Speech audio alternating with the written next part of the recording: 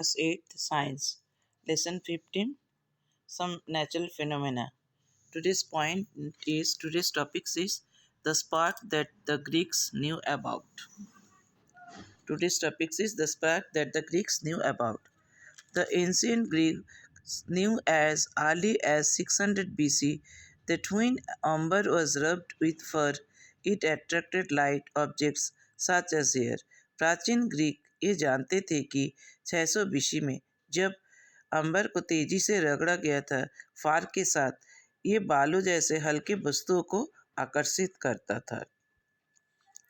In 1752, Benjamin Franklin, an American scientist, shows that lightning and the spark from your clothes are essentially the same phenomena.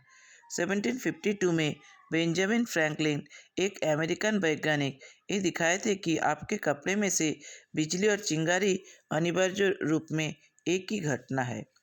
However, it took 2000 years for these relations to occur.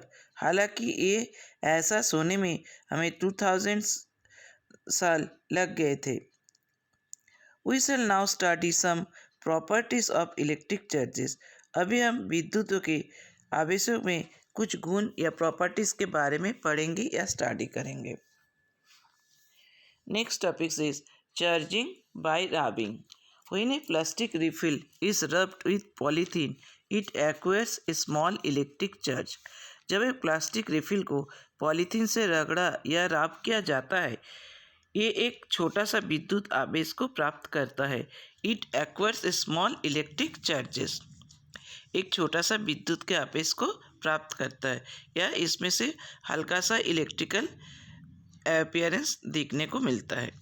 Similarly, when a plastic comb is rubbed with dry hair, it acquires a small charge. एक ही प्रकार जब एक plastic कोम को कंघी को dry hair में रब किया जाता है तो एक छोटा सा आवेश प्राप्त होता है. उस समय भी हल्का सा विद्युत के आवेश प्राप्त होता है, मतलब अट्रैक्ट होता है. These objects are called charged object. ये वस्तुओं को आवेशीय वस्तु या charged object कहा जाता है. In this process of charging, the refill and the plastic comb, polythene and hair also get charged.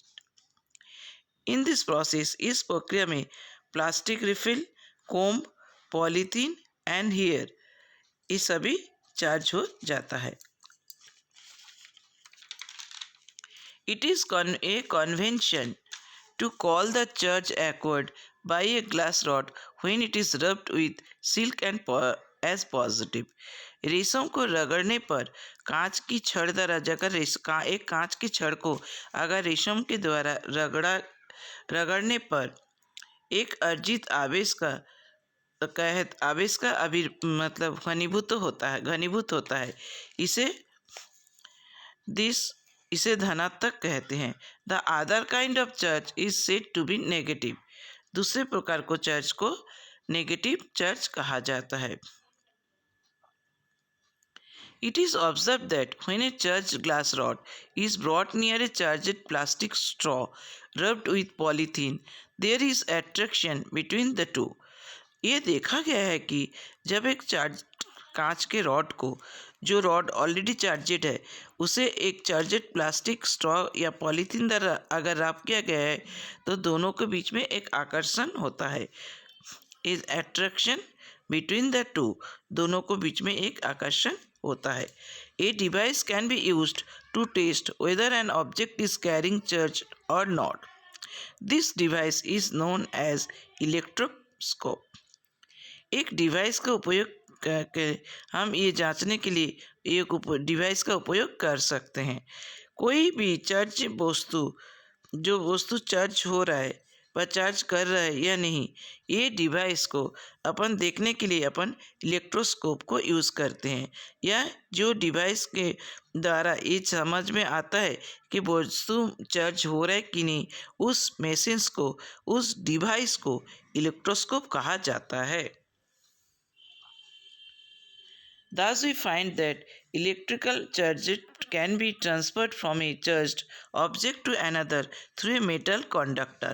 ऐसे हम पाते हैं कि विद्युत आवेश को स्थानांतरित किया जा सकता है एक आवेशीय वस्तु से दूसरे वस्तु तक, इसे एक कंडक्टर मेटल कंडक्टर के माध्यम से।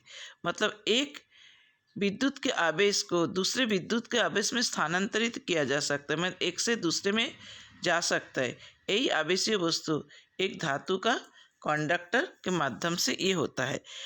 It get down through an metal conductor, एक मेटल कंडक्टर के माध्यम से, एक धातु के कंडक्टर के माध्यम से एक विद्युतीय आवेश को दूसरे में स्थानांतरित किया जा सकता है। The process of transferring of charge from a charged object to the earth is called earthing. एक चार्ज ऑब्जेक्ट से दूसरे में चार्ज को हस्तांतरित करने की प्रक्रिया को अर्थिंग कहा जाता है। Charging by rubbing is completed. Next अपन ट्रांसफर ऑफ चार्जेस कैसे होता है इसके बारे में पढ़ेंगे। Okay bye students.